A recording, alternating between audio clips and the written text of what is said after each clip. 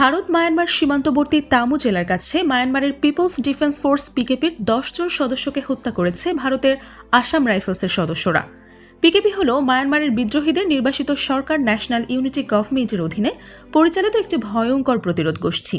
বর্তমানে মায়ানমারের জান্তা সরকারের বিরুদ্ধে লড়াই করছে এই পিকেপি যোদ্ধারা। মায়ানমারের সহিংস্র গোষ্ঠীটির 10 জন সেনাকে হত্যার ঘটনায় বর্তমানে ভারত মায়ানমার সীমান্ত জুড়ে চরম আতঙ্ক বিরাজ করছে।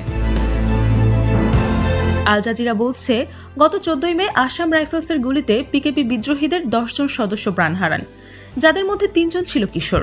পিকেপি 10 সদস্যকে হত্যার পর ভারতের প্রতি চরম বিরক্তি প্রকাশ করেছে মায়ানমারের জাতীয় ঐক্যের সরকার।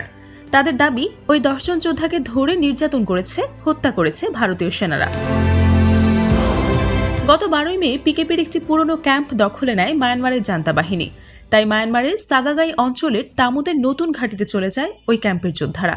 সে সময় নিরাপত্তার স্বার্থে তামুর পিকেপি ক্যাম্প পর্যবেক্ষণে যায় পার্শ্ববর্তী দেশ ভারতের আসাম রাইফেলসের সদস্যরা। সে সময় পিকেপি যোদ্ধারা ভারতের আসাম রাইফেলসের সদস্যদের সঙ্গে সমঝোতা করে বলে ইঙ্গিত দেয় তামু পিপলস অ্যাডমিনিস্ট্রেশন গোষ্ঠীর এক সদস্য। এরপরও আসাম রাইফেলসের সদস্যরা মায়ানমারের বিদ্রোহী যোদ্ধাদের হত্যা করেছে বলে হতাশা প্রকাশ করেন তিনি।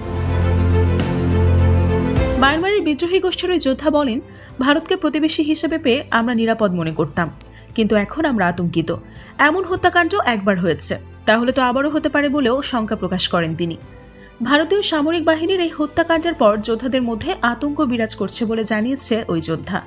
তিনি বলেন, আমাদের যোদ্ধা ও শরণার্থীরা খুবই আতঙ্কে রয়েছে, তারা সবাই এখন নিরাপত্তাহীনতায় ভুগছে।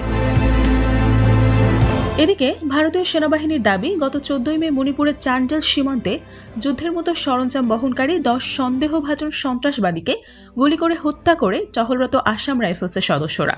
গোয়েন্দা তথ্যের ভিত্তিতে এই অভিযান চালানো হয় বলেও দাবি করে ভারতীয় সেনাবাহিনী।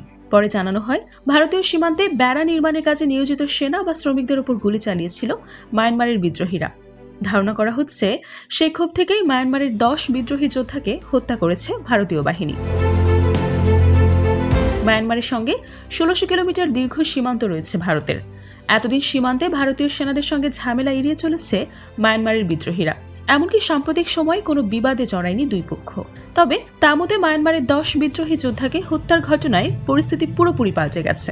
এ নিয়ে ভারতীয় সেনাদের সঙ্গে মায়ানমারের বিদ্রোহীদের নতুন এক শত্রুতা তৈরির সম্ভাবনা একেবারেই উড়িয়ে দেওয়া যায় না।